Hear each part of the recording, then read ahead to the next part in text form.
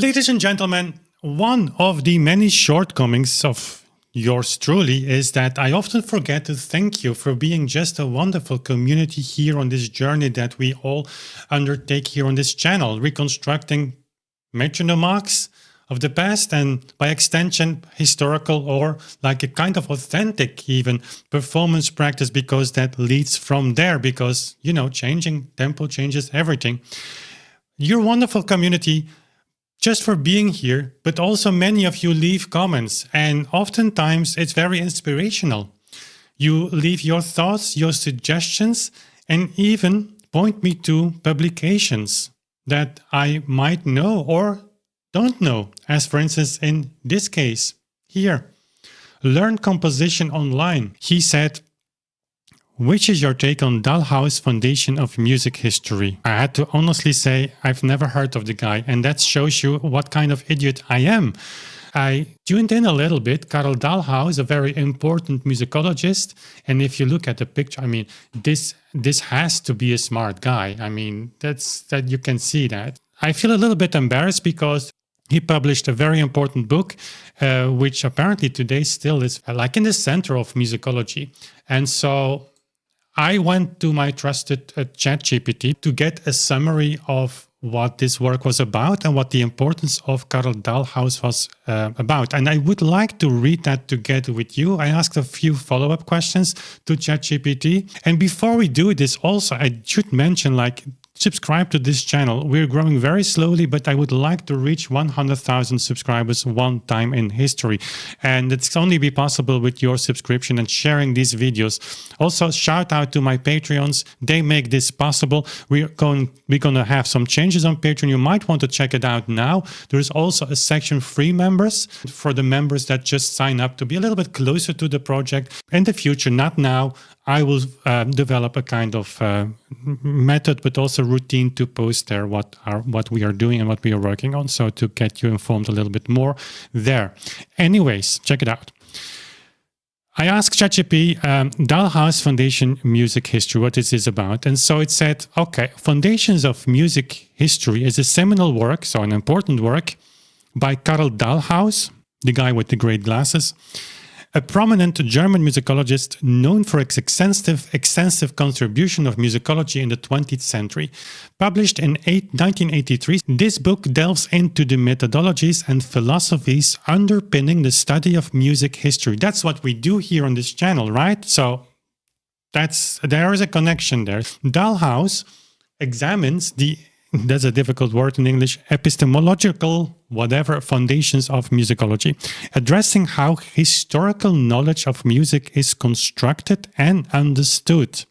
He explores the relationship between music and its historical context, the role of aesthetics in music history, and the challenges inherent in interpreting musical works from different areas.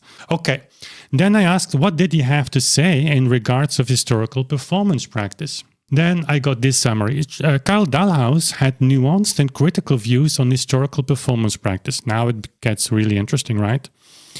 While he acknowledged the importance of understanding historical context in music performance, he was skeptical of the idea that performers could ever fully recreate the original sound or intentions of past composers. His views can be summarized as follows. Skepticism towards authenticity. Dalhaus argued that striving for absolute authenticity, absolute is an important word, in performance was problematic because historical conditions, instruments, and cultural context cannot be perfectly reconstructed. I cannot more agree with this.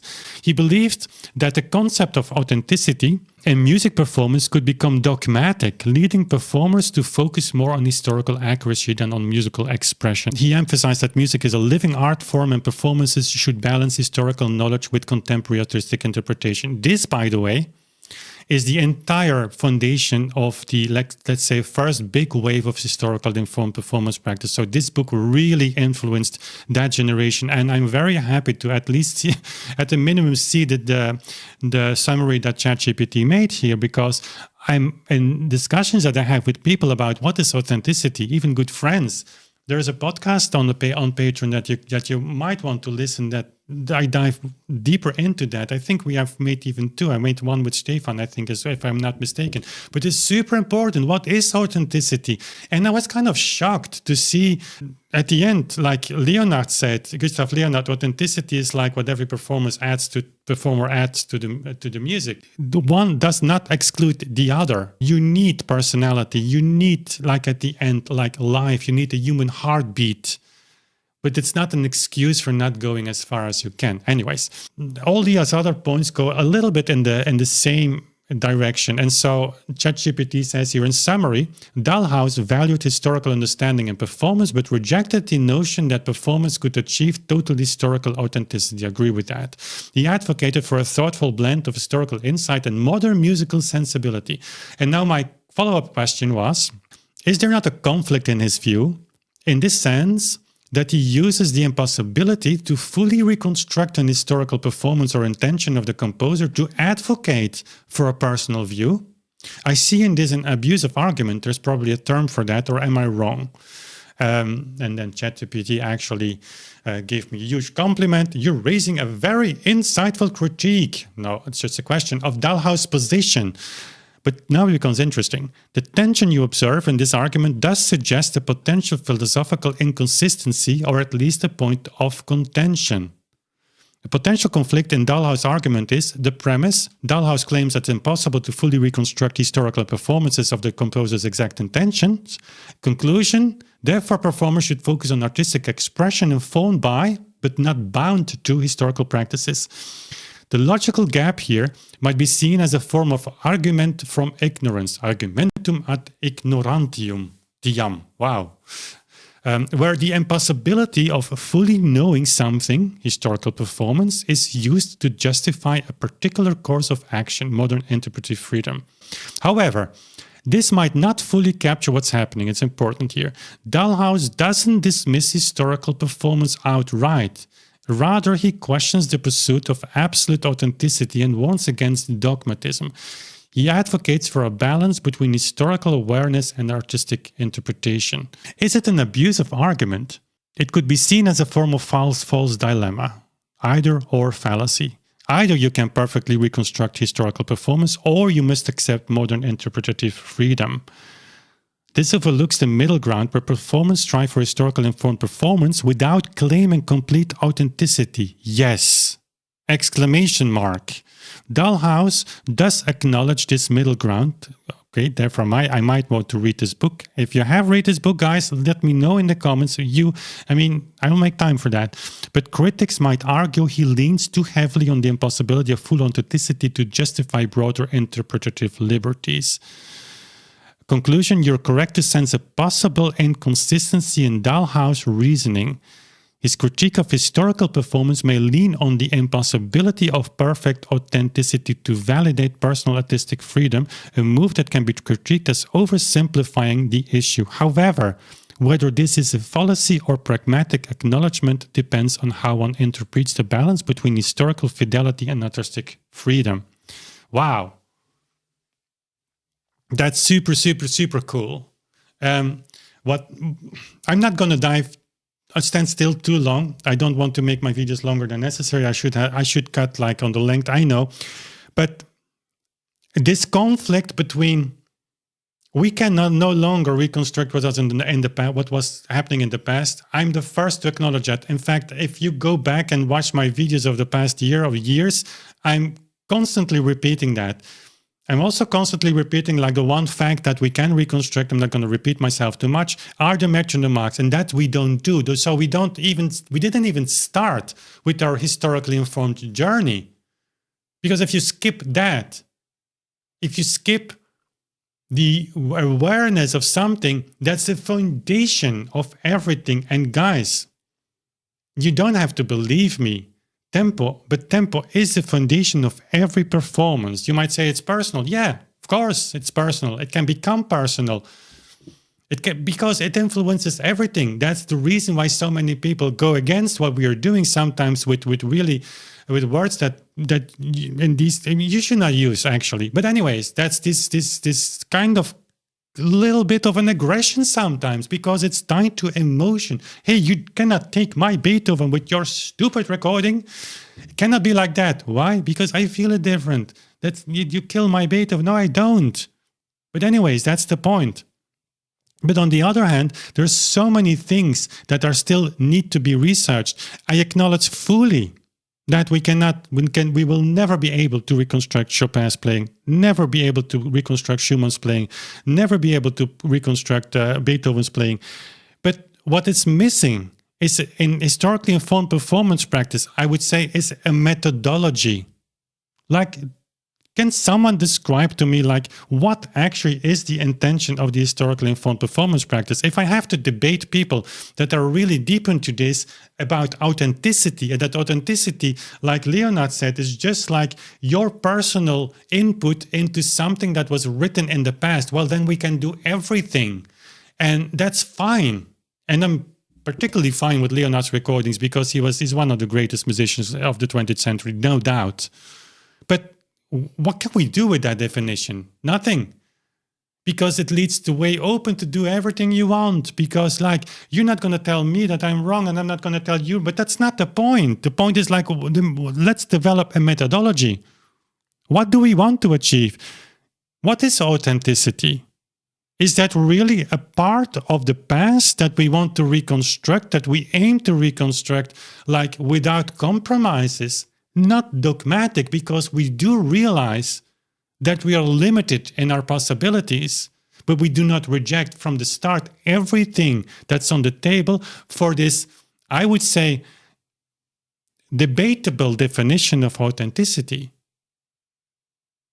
It's also a little bit lazy because it leads to, like, I'm playing on an old instrument or a copy, and the instrument will teach me how to play. No, it doesn't.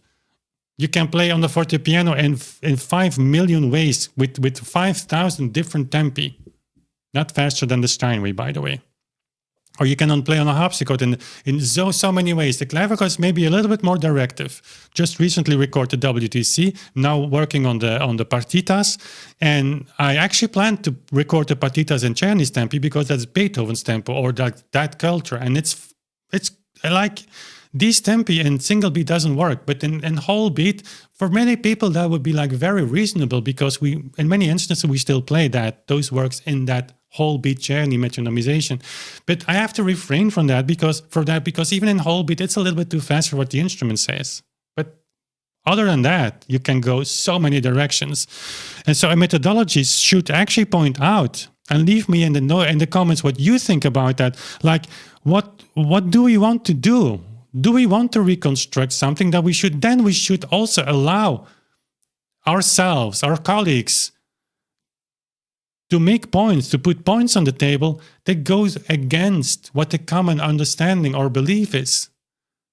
Because then we have to embrace, experiment, starting just from the idea that something that took place 200 or 300 years ago, by definition almost, it's a miracle that we still understand that music, like that still has the power to speak to us. I mean, if we would talk to people 300 years ago, if Beethoven would enter this room and start talking to you, there might be a shock to many.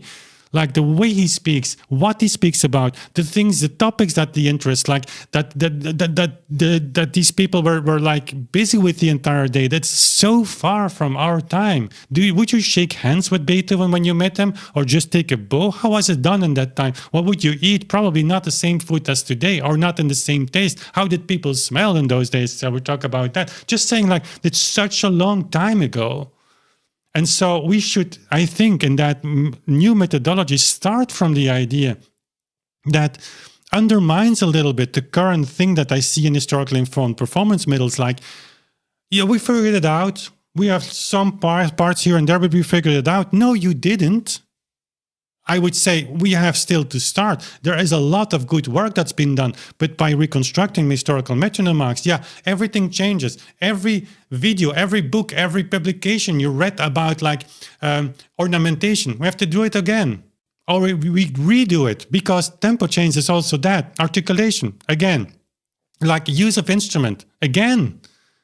When people like have beautiful videos on YouTube of people talking about their historical instruments or copies and they talk about it, they demonstrate, but it's demonstrated from the wrong tempo, and by far the wrong tempo. And oftentimes these instruments are actually modified to actually accomplish like a little bit more the faster tempo that we want to reach today. I'm not saying everyone, but it's done. And so also there, everything changes. Therefore, we call it a paradigm shift. But this idea, if you do that, that's been labeled as dogmatic. That I see a lot today. Also with people that I know, also with people that I talk about, not everybody, but say like, yeah, okay, your tempo, don't be dogmatic. But what's dogmatic? What can be dogmatic in looking at facts, methodology? What do you want to reconstruct? Are you interested in like how Beethoven played this, or heard this fifth symphony? Yeah, but you can never know. No, of course not. But what can we know? What are the facts that we can know? And that's a little bit my issue with this position, because I think it influenced a lot of musicians and musicologists and a whole generation, maybe generations, like, okay, let's not whatever. No. And we should be able to say like, hey, you played this trill and Bach like this, but what do you think about this? Oh, you think I'm wrong? No, because Bach ornamentation, also there, nobody will figure it out anymore. It's impossible. It's impossible. You can reconstruct some contexts, but there is like a huge room for interpretation of all these issues, except one, that's the metronome mark. So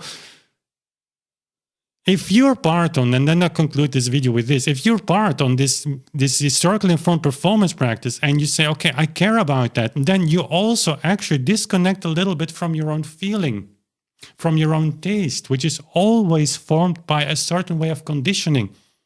You listen to that music so much, you listen to the symphonies by Beethoven so many times, and much faster performances. Oh, yeah, I get it. Like you're attached to something. And this is, okay, we play slower. Yeah, I get it. It's difficult. Going slower is always difficult. It takes a little bit of time. People who do it, by the way, are just shocked by the beauty that it gives. No surprise if you reconstruct the timeline of a composer, whatever.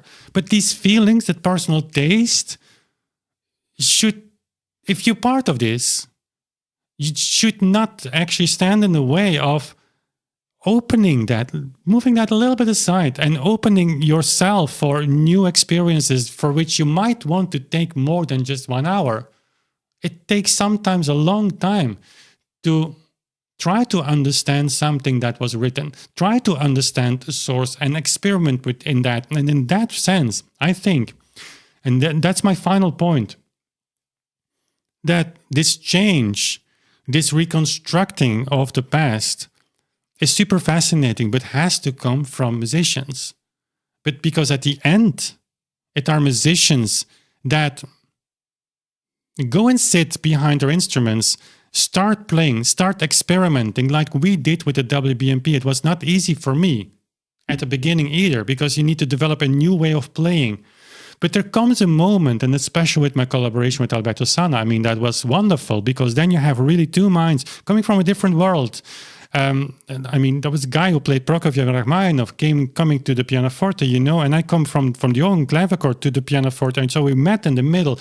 But that was great. But learning to understand what the implications were of this metronome practice, and then suddenly there goes the world open. But the things that make you feel, that make you aware of like, holy whatever, with the S word, let's not use it on YouTube, but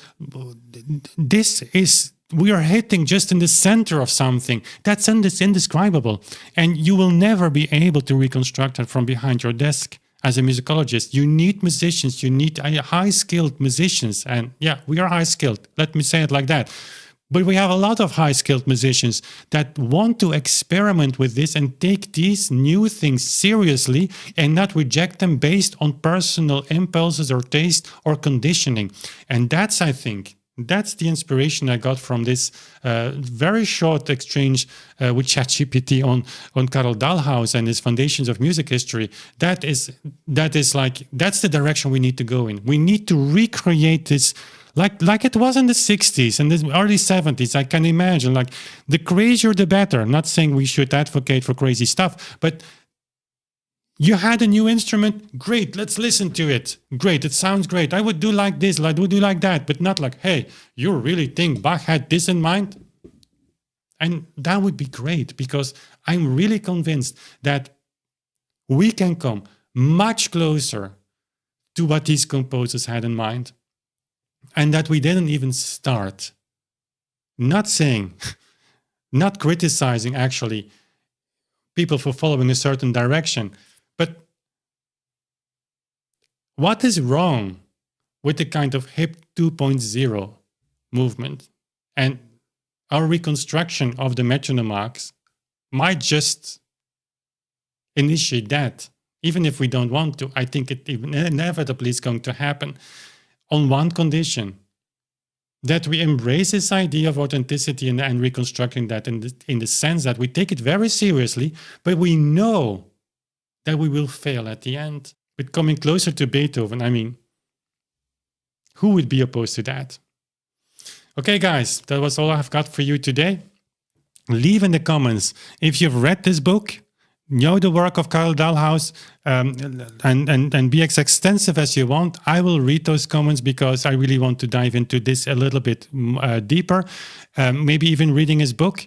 And yeah, let's develop all of that. Again, shout out to my Patreons, check it out. Also, the free membership is there. We're going to develop that. And that's all I've got for you today. So thank you for being here. Thank you for watching. And we will see each other very soon again. Bye.